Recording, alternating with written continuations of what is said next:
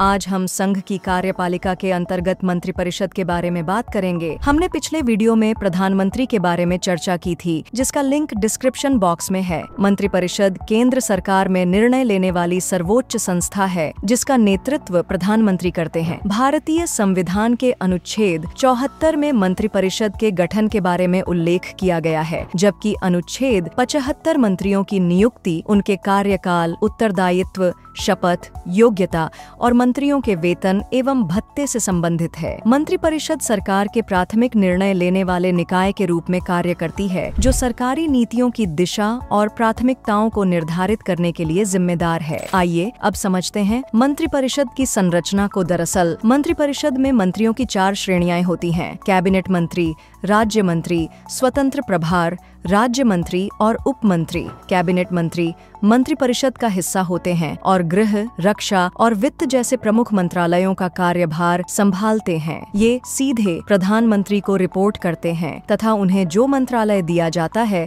उसकी पूरी जिम्मेदारी उनकी होती है। हालांकि इन्हें एक से अधिक मंत्रालय भी दिया जा सकता है। कैबिनेट की बैठक में इनका शामिल होना अनिवार्य होता है। सरकार अपने सभी महत्वपूर्ण फैसले कैबिनेट की बैठक में लेती है। कैबिनेट मंत्री के बाद राज्य मंत्री स्वतंत्र प्रभार का नंबर आता है। इन्हें मंत्रालयों, विभागों का स्वतंत्र प्रभार दिया जा सकता है। ये किसी कैबिनेट मंत्री के अधीन न होकर सीधे प्रधानमंत्री को रिपोर्ट करते हैं। यदि इनके विभाग से संबंधित कोई विषय मंत्रिमंडल की कार्यसूची में होता है तो इन्हें बैठक में उपस्थित होने के लिए आमंत्रित किया जाता है। राज्य मंत्री कैबिनेट मंत्रियों के सहयोगी के रूप में कार्य करते हैं। ये प्रधानमंत्री को नहीं बल्कि कैबिनेट मंत्री को रिपोर्ट करते हैं। एक कैबिनेट मंत्री के अधीनस्थ 1 या 2 राज्य मंत्री बनाए जाते हैं, जो कैबिनेट मंत्री के नेतृत्व में काम करते हैं। उप मंत्री कैबिनेट मंत्रियों या राज्य मंत्रियों से संबंधित होते हैं तथा उनके प्रशासनिक, राजनीतिक और संसदीय कर्तव्यों में उनकी सहायता करते हैं। इसके अतिरिक्त राजनीतिक कारणों से कभी कभी प्रधानमंत्री एक उप प्रधानमंत्री की नियुक्ति का सुझाव भी दे सकता है। किसी भी श्रेणी के मंत्री को संसद, लोकसभा या राज्यसभा का सदस्य होना चाहिए और यदि वह संसद सदस्य नहीं है तो अपनी नियुक्ति के 6 महीने के भीतर सदस्य बन जाना चाहिए। साथ ही 91वें संविधान संशोधन अधिनियम 2003 के अनुसार केंद्रीय मंत्रिपरिषद में प्रधानमंत्री सहित मंत्रियों की कुल संख्या लोकसभा की कुल संख्या के 15% से अधिक नहीं होनी चाहिए।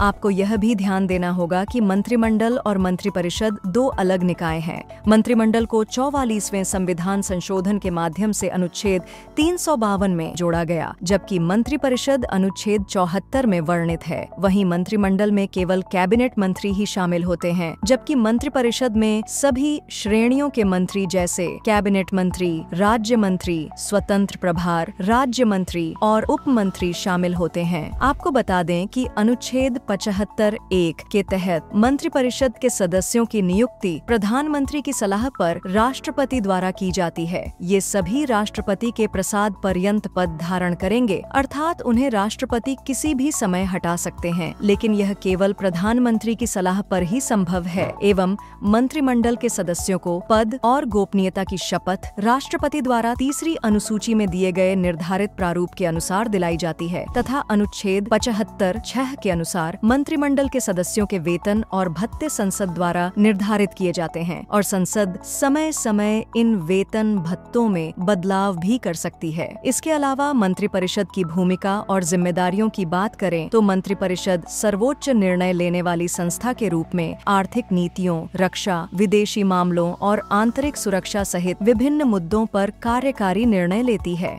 यह देश को विकास पथ पर अग्रसर करने हेतु विभिन्न नीतियां और कार्यक्रम तैयार करने के लिए जिम्मेदार है। मंत्रिपरिषद का प्रत्येक सदस्य उसे सौंपे गए विभाग के प्रशासन के लिए जिम्मेदार है। वह उस विभाग की सरकारी नीतियों और कार्यक्रमों का कार्यान्वयन सुनिश्चित करता है। अनुच्छेद 74 के तहत राष्ट्रपति को सहायता और सलाह देने के लिए प्रधानमंत्री की अध्यक्षता में एक मंत्रिपरिषद होगी। मंत्रियों द्वारा राष्ट्रपति को दी गई सलाह की किसी भी अदालत में जांच नहीं की जाएगी। मंत्रिपरिषद विधायी प्रक्रिया में महत्वपूर्ण भूमिका निभाती है। मंत्री विधेयक पेश करते हैं, बहस में भाग लेते हैं और संसद में कानूनों का पारित होना सुनिश्चित करते हैं। मंत्रिपरिषद केंद्रीय बजट तैयार करती है और सदन में प्रस्तुत करती है, जिसमें वित्तीय वर्ष के लिए सरकार के राजस्व और व्यय की रूपरेखा होती है। अनुच्छेद 75 के अंक 3 में वर्णित सामूहिक उत्तरदायित्व के सिद्धांत के अनुसार मंत्रिपरिषद सामूहिक रूप से लोकसभा के प्रति उत्तरदायी है। इसके अनुसार सभी कैबिनेट मंत्री साथ ही अन्य मंत्री कैबिनेट द्वारा लिए गए निर्णयों से बंधे होते हैं एवं जब लोकसभा मंत्रिपरिषद के विरुद्ध अविश्वास प्रस्ताव पारित करती है तो मंत्रिपरिषद के सभी सदस्यों को, जिनमें राज्यसभा के सदस्य भी शामिल हैं, इस्तीफा देना पड़ता है। मंत्रिपरिषद को